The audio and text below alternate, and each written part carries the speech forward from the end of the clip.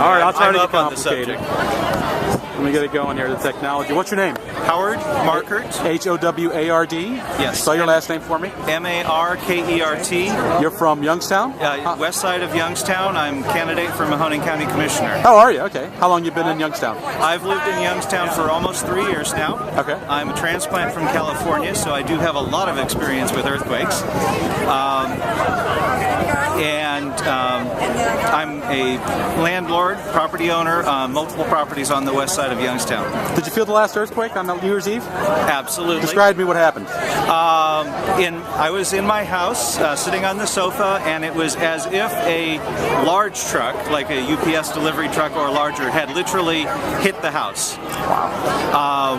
One thing I know from experience with many earthquakes is that if you have a hanging object and you're more than about a mile from the epicenter, the object will sway parallel to the direction of the earthquake from where you are.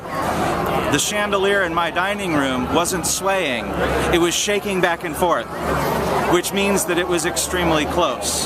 So by my estimate of what I felt and that happening in my living room, my initial estimate for that earthquake was in the range of 3.5 to 4 and less than a mile away from my house. Turns out both of those were accurate. Ah, okay.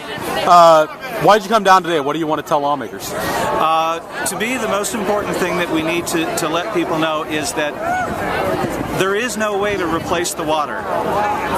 Once the water's polluted, there's no way to clean it, and there's no way to get it back.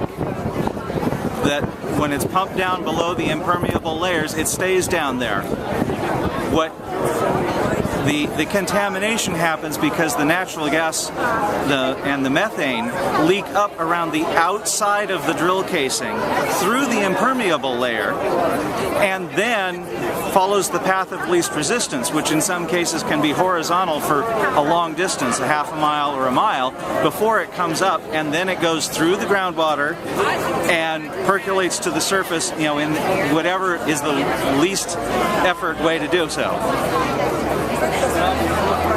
Okay, so that's what you want to tell lawmakers, or what do you want them to do about all that?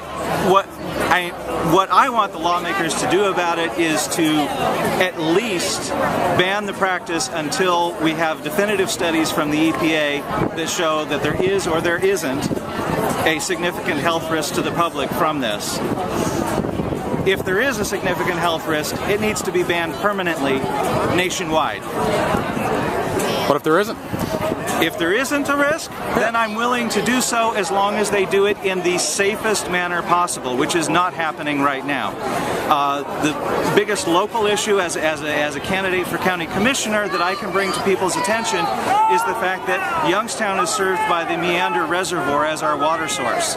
And right now we have the bridge over Interstate 80 and the bridge of Mahoning Avenue out on the west side in Austintown going over Meander Reservoir, and I have personally witnessed trucks delivering the concentrated fracking chemicals in 500-gallon plastic containers traveling over that bridge.